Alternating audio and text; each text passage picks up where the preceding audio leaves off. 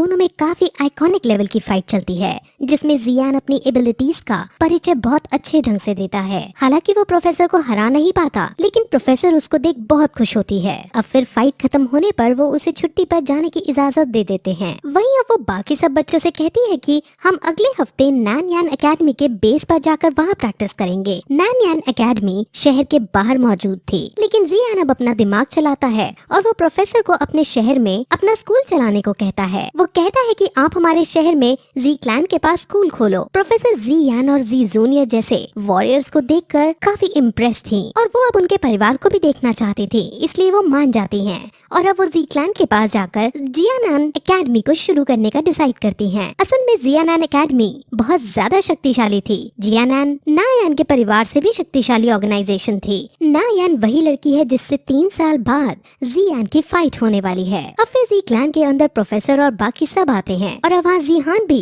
जियानान academy को अपने clan में खुला देखकर बहुत खुश होता है और वो अपने बेटे की तारीफ करता है। वहीं जियान एक अजनबी शख्स को नोटिस करता है जो उस भीड़ में था। वहाँ फिर जी जूनियर जियान के पास आकर उससे नॉर्मल बात करने की कोशिश करने लगती है, लेकिन जिहान जी जूनियर को देखकर थोड़ा इरिटेट वाले मूड में आता है और उससे कहता है कि मुझे अपने बेटे से बात करनी है, तुम यहाँ से चली जाओ। जियान को समझ नहीं आता कि उसके पापा ने ऐसा क्यों किया, लेकिन जी जूनियर के चले जाने के बाद जिहान उसे एक बात बताते हैं। ये बात क्या थी हमें आगे पता चलेगा। फिर थोड़ी देर बाद हमें जियालीबी हाउस के अंदर जियालीबी को दिखाते हैं, जिसने ल्यूजी के मास्टर को बुलाया था और वो उससे अपने स्टूडेंट की मृत्यु का बदला लेने के लिए उसे उकसाने लगता है, लेकिन मास्टर जियालीबी से साफ मना कर देता है क्योंकि जो अजनबी शख्स जियाहू ब्यान को भीड़ में दिखा था वो मास्टर ही था। मास्टर ने जान लिया था कि जियानान एकेडमी जी क्लैन के अंदर खुल रही है, जिससे जी क्लैन इतना शक्तिशाली है कि उसे वो नहीं जीत पाएगा। इसलिए मास्टर अपने स्टूडेंट का बदला बुलाकर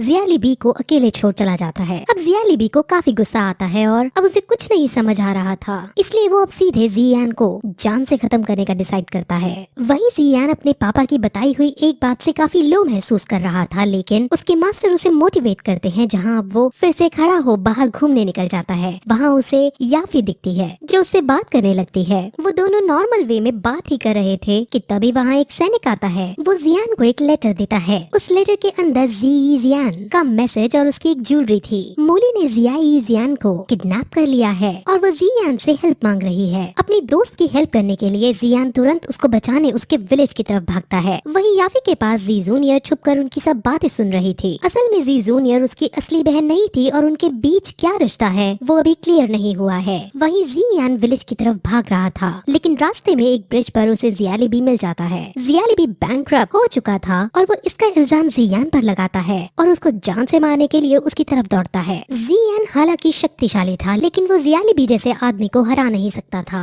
उन दोनों में फाइट होती है, जिसके अंत में जियान मरने ही वाला होता है कि तभी पीछे से जी जूनियर वहाँ आकर जियालीबी को मार डालती है और जियान को बचा लेती है। लेकिन तभी वहाँ का ब्रिज टूटने लगता है और वो दोनों नीचे गिरने लगते हैं। वो गिरने ही जा रहे थे, लेकिन तभी जियान पर्पल विंग्स को खोलता है। उसके पास विंग्स आ जाते हैं और वो जी जूनियर को लेकर एक लंबी उड़ान भरता है। जी जूनियर उसकी इस टेक्निक पर उसकी तारीफ करती है, जिस पर जियान भी उसकी एक ही बार में जियालीबी को मारने की तारीफ करता है।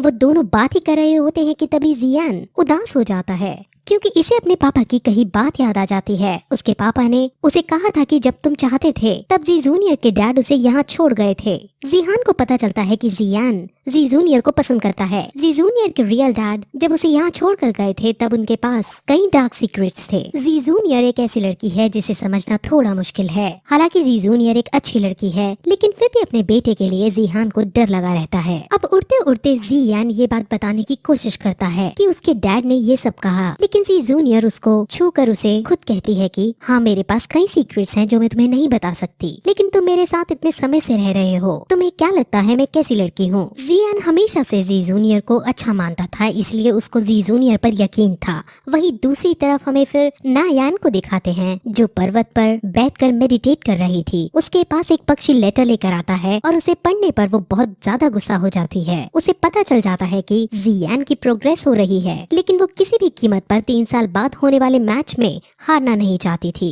इसलिए अब वो अपने आदमी से एक रिसेप्टेरियर से अच्छी कल्टिवेटेड पिल लाने को कहती है ताकि उसके खुद के लेवल जल्दी जल्दी जल्दी बढ़ सके और वो भी तैयारी कर सके आने वाले मुकाबले की। वहीं अब दूसरी तरफ मूली ने जियान को किडनैप कर रखा था और उसी का प्लान था जियान को यहाँ बुलाने का, क्योंकि असल में थर्ड बॉक्स की चाबी जियान के पास रह गई थी और मूली को वो बॉक्स चाहिए था, इसलिए जियान के लिए उसने ये सारा ट्रैप रचा था। वहीं जियान अब जी जूनियर को लैंड करवाकर जियान के पास जाने लगता है। जी जूनियर पूछती है कि वो तुम्हारी फ्रेंड है या गर्लफ्रेंड, जिस पर जियान उसे सिर्फ अपनी फ्रेंड बताता है और वहाँ से चला जाता है और उसके जाने के साथ ही पहला सीजन खत्म हो जाता है।